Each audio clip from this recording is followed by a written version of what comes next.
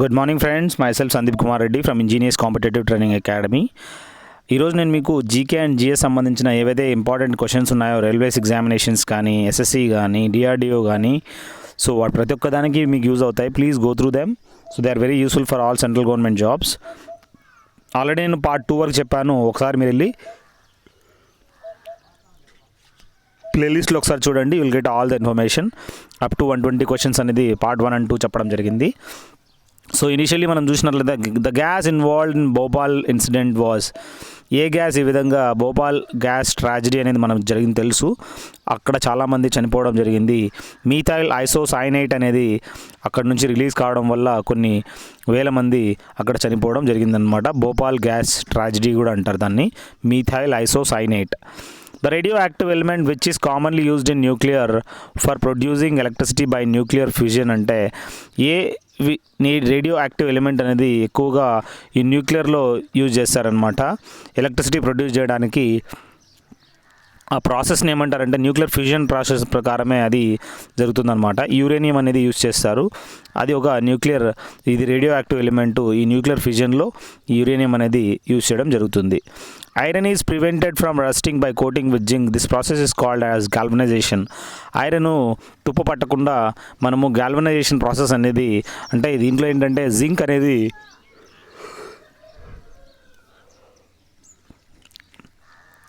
అనేది ఐరన్ మీద ఈ విధంగా కోటింగ్ చేయడం జరుగుతుంది. అప్పుడు ఐరన్ అనేది రస్ట్ పట్టదు. దాన్ని గాల్వనైజేషన్ ప్రాసెస్ అంటారు. బ్రాస్ అనేది కాపరు మరియు జింక్ యొక్క మిశ్రమమే ఈ బ్రాస్, ఒక అల్లా అని చెప్పుకోవచ్చు. అదే బ్రాంజ్ అంటే ఇక్కడ కాపరు మరియు ఇక్కడ బ్రాస్ అనేది కాపరు మరియు జింక్, ఇదైతే కాపరు మరియు టిన్ అనేది బ్రాంజ్ అని మనం తెలుసుకోవచ్చు. అదేవిధంగా sour milk or curd contains, పాలల్లో మనం లేదా పెరుగులో ఈ విధంగా కొంచెం పుల్ల మాత్రం అనేది ఉంటుంది అనమాట. అది ఏంటి అంటే లాక్టిక్ యాసిడ్ అనేది ఉంటుంది. కాబట్టి ఈ విధంగా పాలు అనేది లేదా పెరుగు అనేది పుల్లగా ఉంటాయని మనం తెలుసుకోవచ్చు. నెక్స్ట్ మనం చూసినట్లయితే హైయెస్ట్ పర్సంటేజ్ ఆఫ్ కార్బన్ ఎంతరా అంటే 90% కార్బన్ ఎక్కువగా ఉండే మెటీరియల్ ఏదిరా అంటే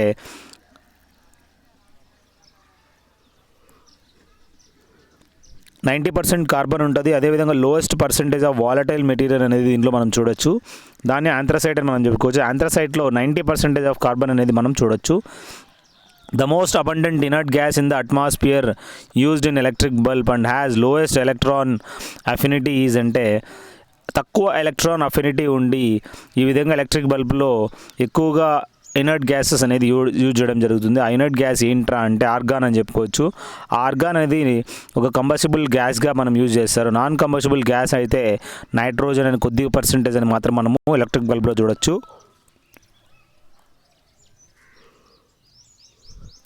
మ్యాగ్నీషియం హైడ్రాక్సైడ్ని మిల్క్ ఆఫ్ మెగ్నీషియా అంటారు. MgOH2 అని మనం తెలుసుకోవచ్చు. ఈ మెగ్నీషియం హైడ్రాక్సైడ్ని మిల్క్ ఆఫ్ మెగ్నీషియా అంటారు. ఫైర్ ఎక్స్టింగ్విషర్స్ ఏవైతే వాడతారో మనము రెఫ్రిజిరేటర్, మనం చూసినట్లయితే ఈ ఫైర్ ఎక్స్టింగ్విషర్స్ ఎక్కడైతే ఈ విధంగా ఫైర్ బ్రిగేడ్ వాళ్ళు కానీ, అదేవిధంగా రైల్వే స్టేషన్స్లో కానీ చూస్తూ ఉంటాము. ఈ ఫైర్ ఎక్స్టింగ్విషర్లు వాడే గ్యాస్ ఏంట్రా అంటే కార్బన్ డైఆక్సైడ్ అనేది వాడతారని గుర్తుంచుకోండి. The constituents of automobile exhaust that can cause cancer or mental disease and pollutes the air of the big city. ఈ బిగ్ సిటీస్ యొక్క మొత్తం ఏదైతే పొల్యూటెంట్స్ ఉంటాయో, అదేవిధంగా ఈ వెహికల్స్ నుంచి పొల్యూటెంట్స్ అనేది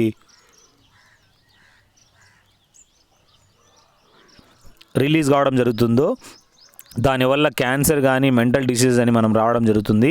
అది ఏంటంటే మెయిన్ రీజన్ లెడ్ అని మనం తెలుసుకోవచ్చు. ఈ లెడ్డే మెయిన్ ప్రాబ్లం అనేది క్రియేట్ చేస్తుందన్నమాట. అదే మనకి మొత్తం బ్లడ్ క్యాన్సర్, ఇక్కడ మనకు క్యాన్సర్ అనేది కూడా రావడం జరుగుతుంది. వల్కనైజేషన్ ప్రాసెస్లో rubber can be harden by adding sulphur అనమాట. ఈ వల్కనైజేషన్ ప్రాసెస్లో రబ్బర్ అనేది హార్డ్ చేయడానికి ఎలాంటి కెమికల్ యూజ్ చేస్తారంటే సల్ఫర్ అనేది యూజ్ చేయడం జరుగుతుంది. What is the common name of calcium hypochlorite అంటే కామన్ నేమ్ ఏంటి కాల్షియం హైపోక్లోరైడ్ కంటే? కాల్షియం CaOCl2 అని చెప్పుకోవచ్చు. దీన్ని మనము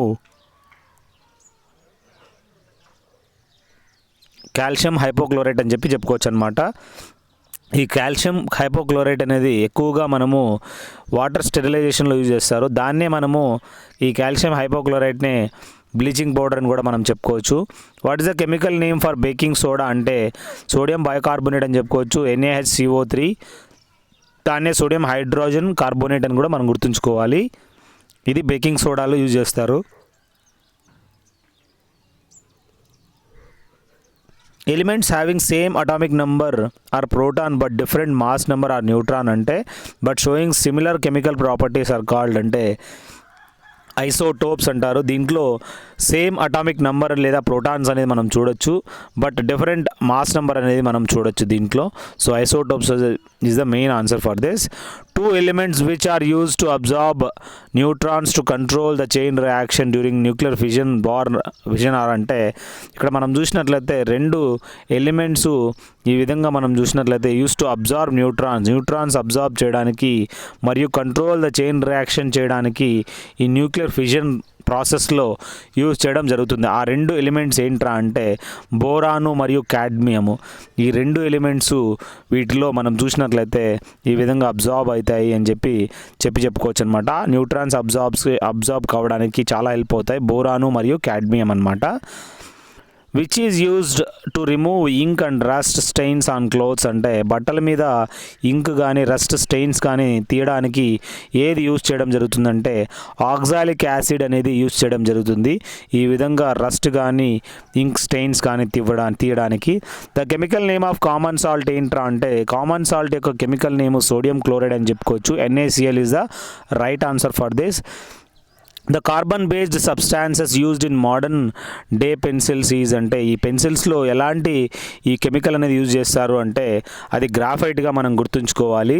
the Portuguese built their first fort in Indian soil in the territory of the raja of Cochin అనమాట. ఇక్కడ పోర్చుగీస్ అనే వాళ్ళు మనం చూసినట్లయితే ఫస్ట్ ఫోర్ట్ అనేది బిల్డ్ చేయడం జరిగింది ఇండియన్ సాయిల్స్లో.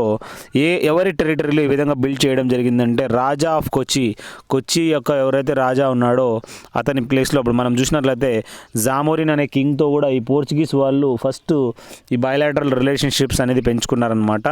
సో ఓవరాల్ మనం చూసినట్లయితే ఈ విధంగా పోర్చుగీస్ వాళ్ళు వచ్చి మన ఇండియన్ సాయిల్స్లో ఈ విధంగా రాజా ఆఫ్ కొచ్చిన్ అతని యొక్క టెరిటరీలో బిల్డ్ చేయడం జరిగింది. అదేవిధంగా బ్యాటిల్ ఆఫ్ గోవా అనేది మనం చూసినట్లయితే ఎప్పుడు జరిగింది అంటే 1510 బ్యాటిల్ ఆఫ్ గోవా అనేది జరిగిందనమాట. In which year dead Vasco da gamma land in Calicut అంటే, ఏ సంవత్సరంలో 1498లో ఈ క్యాలికట్ నగరం ముందు కోజికోడ్ అని చెప్తారనమాట. ఈ క్యాలికట్ నగరంలో వాస్కోడా గామా రావడం జరిగింది బై సీ అనమాట. అదేవిధంగా మటాంచరి ప్యాలెస్ ఎక్కడుంది అంటే, మటాంచరి ప్యాలెస్ అనేది మనము కేరళలో కొచ్చిలో చూడొచ్చు మనము. ఈ మటాంచరి ప్యాలెస్ అనేది కొచ్చిలో ఉంది. Where did Vasco da Gama arrive in India అంటే క్యాలికట్ రావడం జరిగింది 1498 సంవత్సరంలో రావడం జరిగింది. The instrument of surrender which ended the Portuguese rule in India was signed on అంటే 19 డిసెంబర్ 1961లో ద ఇన్స్ట్రుమెంట్ ఆఫ్ సరెండర్ అనేది అక్కడ ఒక ఎండ్ కావడం జరిగిందనమాట. ఇన్స్ట్రుమెంట్ ఆఫ్ సరెండర్ అనేది అక్కడ ఒక ప్యాక్ట్ అనేది జరిగిందనమాట. అక్కడ లాస్ట్ ఎండ్ కావడం జరిగింది. The first viceroy of the Portuguese in the east was Francisco de Almeida. ఇతను మొట్టమొదటి వైస్రాయ్ ఆఫ్ ద పోర్చుగీస్ అని మనం తెలుసుకోవచ్చు. ఈస్ట్ యొక్క వైస్రాయ్స్గా ఎవరు అంటే ఫ్రాన్సిస్కో డి అల్మేడా అనే అతను మొట్టమొదటి వైస్రాయ్ అని గుర్తుంచుకోండి. The blue water policy was introduce by the Portuguese leader. ఈ బ్లూ వాటర్ పాలసీ అనేది ఎవరు ఇంట్రడ్యూస్ చేయడం జరిగిందంటే పోర్చుగీస్ లీడర్ అనమాట. అతను ఇంట్రడ్యూస్ చేయడం జరిగింది. ఫ్రాన్సిస్కో డి అల్మేడానే ఈ బ్లూ వాటర్ పాలసీ అనేది ఇంట్రడ్యూస్ చేశారని చెప్పుకోవచ్చు. Where are the traces of Portuguese culture found in India అంటే, ఈ పోర్చుగీస్ కల్చర్ అనేది ఎక్కువగా మనం ఎక్కడ చూడొచ్చు అంటే గోవాలో వాళ్ళు ఎక్కువగా ఆ పోర్చుగీస్ కల్చర్ అనేది మనం చూడొచ్చు గోవాలో. The Portuguese governor who abolished Sati in Goa was అంటే ఆల్ఫాన్సో డి ఆల్బుక్వెర్క్ అనే అతను చూసినట్లయితే పోర్చుగీస్ గవర్నర్ ఎవరైతే ఈ సతీ సహగమనాన్ని గోవాలో అబాలిష్ చేయడం జరిగింది అతను ఎవరు అంటే పోర్చుగీస్ గవర్నర్ పేరు ఏంటంటే ఆల్ఫాన్సో డి ఆల్బుక్వెర్క్ అని చెప్పుకోవచ్చు అనమాట. ఆల్ఫాన్సో అంటే మనకి మ్యాంగో గుర్తు రావాలి. విచ్ పోర్చుగీస్ క్యాప్చర్డ్ గోవా అంటే ఆల్ఫాన్సో డి ఆల్బుక్వెర్క్ అనే అతను ఈ విధంగా గోవాని క్యాప్చర్ చేయడం జరిగింది, సతీ సహగమనాన్ని స్టాప్ చేయడం జరిగిందనమాట. First country which discovered sea route to India was అంటే, ఇక్కడ మనం చూసినట్లయితే పోర్చుగీస్ వాళ్ళు ఈ విధంగా సీ రూట్ టు ఇండియా అని మనము కనుక్కున్నారని చెప్పుకోవచ్చు అన్నమాట పోర్చుగీస్ వాళ్ళు. Who control the maximum trade in western coastal region during 17th century అంటే 17వ సెంచరీలో మనం చూసినట్లయితే మ్యాక్సిమం ట్రేడ్ అనేది మనం చూసినట్లయితే వెస్టర్న్ కోస్టల్ రీజియన్లో 17వ సెంచరీలో మనము ఎవరు కంట్రోల్ చేయడం జరిగింది అంటే ఈ మ్యాక్సిమం ట్రేడ్ అనేది పోర్చుగీస్ వాళ్ళే అని చెప్పుకోవచ్చు. అదేవిధంగా which ruler of Vijayanagara allowed the Portuguese to build a church in his empire అంటే వెంకట్ II అనేవాడు ఈ విధంగా విజయనగర ఎంపైర్ రూలర్ అనమాట. అయితే ఇతను అలౌ చేయడం జరిగింది పోర్చుగీస్ వాళ్ళంటూ ఒక చర్చ్ కట్టుకోవాలనుకుంటే ఇతను పర్మిషన్ ఇవ్వడం జరిగింది వెంకట్ II అని చెప్పుకోవచ్చు అనమాట. The first to come and last to leave in India were అంటే మొట్టమొదటి రావడానికి లాస్ట్ పోవడానికి ఎవరు మెయిన్ రీజన్ అంటే ఈ పోర్చుగీస్ వాళ్ళే మొట్టమొదటి ఇండియాకి రావడం జరిగింది, లాస్ట్లో పోవడం కూడా ఈ పోర్చుగీస్ వాళ్ళే అని మనం తెలుసుకోవాలి. What was the first thing that encourage the Europeans for Indian business అంటే ఎక్కువగా మనకు యూరోపియన్స్ ఇక్కడ రావడానికి మెయిన్ రీజను బాగా ఇండియన్ బిజినెస్ ఇంప్రూవ్ చేయడానికి మెయిన్ రీజన్ ఏంటంటే మలబార్ కోస్ట్ కేరళలో ఉంది, స్పైసెస్ అనేది ఎక్కువగా మనం చూడొచ్చు. సో అదే మెయిన్ రీజన్ అని మనం తెలుసుకోవాలి వాళ్ళ యొక్క బిజినెస్కి, ఇండియన్ బిజినెస్కి. Which European country was the first to start A trading station in Kerala అంటే ఏ యూరోపియన్ కంట్రీ అనేది మొట్టమొదట ట్రేడింగ్ అనేది ఇండియాలో కేరళ తోటి ట్రేడింగ్ స్టార్ట్ చేయడం జరిగిందంటే పోర్చుగీస్ ట్రేడర్స్ అనేది మనం చూసినట్లయితే ఎక్కువగా ఈ విధంగా ఇండియా నుంచి మనం చూసినట్లయితే ట్రేడ్ చేసేవాళ్ళని చెప్పుకోవచ్చు అనమాట. Bahadur Shah the ruler of Gujarat was killed in a conflict with అంటే ఇక్కడ మనం గుర్తుంచుకోవాల్సింది ఏంటంటే బహదూర్ షా అనే అతను మనం చూసినట్లయితే the ruler of Gujarat was killed in a conflict with Portuguese అనమాట. ఈ విధంగా పోర్చుగీస్ కాన్ఫ్లిక్ట్లో మనం చూసినట్లయితే చనిపోవడం జరిగిందనమాట. సో ఇక్కడ బహదూర్ షా ఎవరైతే ఉన్నారో the ruler of Gujarat was killed in a conflict with Portuguese వాళ్ళు వీళ్ళని చంపేయడం జరిగిందనమాట. The Portuguese were the first Europeans to come to India ఎవరు మొట్టమొదటిసారిగా ఈ విధంగా ఇండియాకి రావడం జరిగింది అంటే అది పోర్చుగీస్ వాళ్ళు ఇండియాకి రావడం జరిగింది. The famous traveller Duarte Barbosa was from అంటే దురాతే బర్బోసా అనే అతను ఏ దేశానికి సంబంధించిన అతను అంటే ఇతను పోర్చుగీస్ దేశానికి సంబంధించిన వాడు. సో ఫేమస్ ట్రావెలర్ అని కూడా గుర్తుంచుకోండి. Which ruler of Vijayanagara empire was the friend of the Krishnadevaraya అని చెప్పుకోవచ్చు. ఇక్కడ మనం ఏంటంటే ఈ విజయనగర ఎంపైర్ కృష్ణదేవరాయలు ఈ పోర్చుగీస్ వాళ్ళతోటి ఎక్కువగా ఫ్రెండ్లీ రిలేషన్షిప్ అనేది మనము చూడొచ్చు. అదేవిధంగా what were the cotton textiles generally named in Europe which were taken by Portuguese from Calicut అంటే ఈ కాటన్ టెక్స్టైల్ జనరల్లీ ఏమని పిలుస్తారు ఈ విధంగా యూరోప్లో అంటే which were taken by Portuguese from Calicut నుంచి ఈ విధంగా జప్తు చేసుకోవడం జరిగిందనమాట. క్యాలికో అని చెప్పుకోవచ్చు అనమాట. ఈ calico one type of terminology అనమాట which is given by Portuguese for the common cotton textile industries అనమాట. Which was the earliest settlement of the Dutch in India అంటే పులికాట్ అనేది చూసినట్లయితే earliest settlement of the Dutch అని మనం గుర్తుంచుకోండి. So this is the Pulicat is the earliest settlement of the Dutch in India. At which place in Bengal was the East India Company given అంటే ఇక్కడ permission to trade and build a factory by the Mughals in 1651 అనమాట. ఇక్కడ ఏ ప్లేస్ని ఈ విధంగా బెంగాల్లో ఉన్న ప్లేస్ని ఈ విధంగా బ్రిటిష్ ఈస్ట్ ఇండియా కంపెనీకి ఇవ్వడం జరిగింది ట్రేడ్ చేయడానికి, ఒక ఫ్యాక్టరీ సెటప్ చేయడానికి. అంటే అక్కడ మొఘల్స్ అనే వాళ్ళు ఇవ్వడం జరిగిందనమాట 1651లో.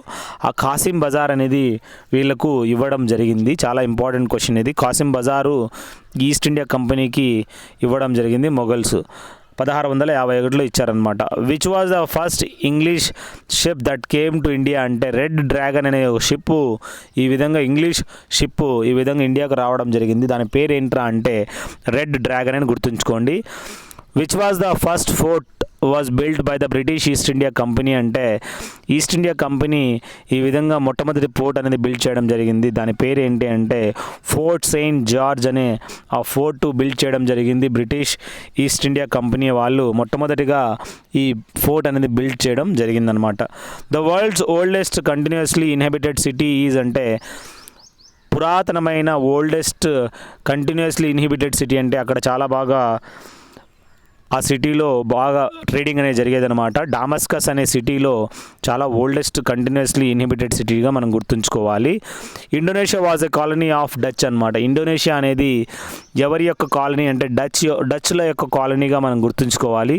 ఈ ఇండోనేషియా సిటీలో ఎక్కువగా ట్రేడింగ్ అనేది జరిగేదన్నమాట. డచ్ వాళ్ళు ఎక్కువగా ఉండేవాళ్ళు అనమాట, వాళ్ళ యొక్క కాలనీ అని గుర్తుంచుకోండి. The world's first drainage system was build by the people of the capital of Pakistan till 1959 was Indus valley civilization. 1959 వరకు ఈ విధంగా మనం చూసినట్లయితే మొట్టమొదటి ప్రపంచంలోనే ఫస్ట్ డ్రైనేజ్ సిస్టమ్గా మనం గుర్తుంచుకోవాలి. ఎవరు దీన్ని కట్టించడం జరిగిందంటే ఇది built by the people of the capital of Pakistan అని చెప్పుకోవచ్చు. 1959 వరకు ఇండస్ వ్యాలీ పీపుల్ అనేది ఈ సివిలైజేషన్ మనం చూడొచ్చు. Who was the chairperson of the Chinese Communist party at the time of liberation of China అంటే ఈ చైనా యొక్క లిబరేషన్లో మనం చూసినట్లయితే చైర్పర్సన్ ఎవర్రా అంటే చైనీస్ కమ్యూనిస్ట్ పార్టీకి at the time of liberation of China అంటే కరాచీ మావ్ జెడాంగ్ అనే అతను ఈ was the chairman for the Chinese Communist party అని మనం గుర్తుంచుకోవాలి ఈ లిబరేషన్ ఆఫ్ చైనా టైంలో.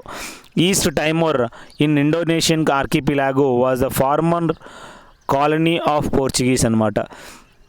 ఈస్ట్ టైమర్ అని మనం చూసినట్లయితే ఇన్ ఇండోనేషియన్ ఆర్కిపిలాగోలో East Timor was the first former colony of Portuguese అని చెప్పుకోవచ్చు. మొట్టమొదటి కాలనీ ఆఫ్ పోర్చుగీస్ అని మనం గుర్తుంచుకోవాలి. సో ఓవరాల్ ఏంటంటే ఈ పోర్చుగీస్ యొక్క కాలనీగా మనం గుర్తుంచుకోండి ఇండోనేషియన్ ఆర్కిపిలాగో ఈస్ట్ టైమర్ అని గుర్తుంచుకోండి. The great wall of India, great wall of China చూసినట్లయితే వాజ్ బిల్డ్ బై హూమ్ అంటే గ్రేట్ వాల్ ఆఫ్ చైనా అనేది షియా హువాన్ హీ అనే అతను ఈ గ్రేట్ వాల్ ఆఫ్ చైనాని కట్టించడం జరిగింది. అతని పేరు ఏంటి అంటే షియా హువాంగ్ టీ అని గుర్తుంచుకోండి. గ్రేట్ వాల్ ఆఫ్ చైనాని కట్టించింది. ద సిటీ ఆఫ్ తష్కింత్ అనేది ఎక్కడుంది అంటే ఉజ్బెకిస్తాన్లో ఈ సిటీ ఆఫ్ తష్కింత్ అనేది మనం చూడవచ్చు, ఈ ఉజ్బెకిస్తాన్లో మనం చూడొచ్చు అనమాట. అదేవిధంగా when was the boxer rebellion happened in China అంటే బాక్సర్ రెబెలియన్ అనేది 1900 సంవత్సరంలో జరిగిందని మనం తెలుసుకోవచ్చు. ఇది బాక్సర్ రెబెలియన్ ఈ చైనా హ్యాపెండ్ ఇన్ చైనా 1900 సంవత్సరంలో. Hitler became the chancellor of Germany in 1933లో జర్మనీ యొక్క ఛాన్సలర్గా హిట్లర్ అనే అతను టేక్ ఓవర్ చేయడం జరిగింది. హిట్లర్ మనకు తెలుసు, అడాల్ఫ్ హిట్లర్ మెయిన్ క్యాంప్ అనే పుస్తకాన్ని రాయడం జరిగిందనమాట. అదేవిధంగా anti Semitism to Adolf Hitler mean అంటే యాంటీ జూయిష్ పాలసీ అని చెప్పుకోవచ్చు అనమాట. సో ఇక్కడ ఏంటంటే యాంటీ సెమిటిజం ఏంటంటే ఇది వన్ టైప్ ఆఫ్ పాలసీ అనమాట, యాంటీ జూయిష్ పాలసీ. ఇది హిట్లరు ఫార్ములేట్ చేయడం జరిగిందనమాట అగైనెస్ట్ జూయిష్ అనమాట. Alexander the great died in 323 BC 323 BCలో బ్యాబిలోన్లో మనం చూసినట్లయితే అలెగ్జాండర్ చనిపోవడం జరిగిందనమాట. ఈ అలెగ్జాండరు ద గ్రేట్ చనిపోవడం జరిగింది బ్యాబిలోన్ సిటీలో. అదేవిధంగా వాటర్లూ ఈజ్ లొకేటెడ్ ఇన్, ఈ వాటర్లూ అనేది మనకు తెలుసు, బ్యాటిల్ ఆఫ్ వాటర్లూ కూడా జరిగింది. ఇది ఎక్కడ ఉంది అంటే బెల్జియంలో ఉందని మనం తెలుసుకోవచ్చు. అదేవిధంగా which country emerged the biggest colonial power to at the end of the 19th century 19వ సెంచరీ ఎండ్లోనే ఈ విధంగా మనం చూసినట్లయితే బిగ్గెస్ట్ కొలిన్ పవర్గా ఏది అంటే బ్రిటన్ అనేది ఆ విధంగా బిగ్గెస్ట్ కొలోనియల్గా పవర్గా మనం గుర్తుంచుకోవచ్చు. ఈ బ్రిటన్ అంత మంచి ఫేమస్ కొలోనియల్ పవర్గా తయారైందని గుర్తుంచుకోవాలి. The United Kingdom is a classic example of constitutional monarchy అనమాట. ఈ యునైటెడ్ కింగ్డమ్ అనేది ఒక క్లాసిక్ ఎగ్జాంపుల్ ఆఫ్ కాన్స్టిట్యూషనల్ మోనార్కీగా గుర్తుంచుకోండి. The 3 Emperors League 1873 was also known as, ఈ 3 Emperors League ఏదైతే ఉందో 1873 దీన్ని ఏమంటారంటే ఈ విధంగా ఒక ట్రీటీ అనమాట, డ్రెకాసర్బండ్ ట్రీటీ అని చెప్పుకోవచ్చు అనమాట. అగైన్ ఈ గోత్రుది డ్రెకాసర్బండ్ ట్రీటీ అనేది ద 3 Emperors League అని మనం గుర్తుంచుకోండి. 1873లో ఇది జరిగిందనమాట. ఈ లీగ్ అనేది దాన్నే 3 Emperors League అని అంటారు. 1873లో జరిగింది. So I hope all these questions will help you for the any competitive examinations of SSC, RRB, NTPC ప్రతి దానికి యూజ్ అవుతుంది. So thank you guys, have a good day, have a great life. I hope all these parts will be helpful for you competitive examinations. Have a good day, have a great life.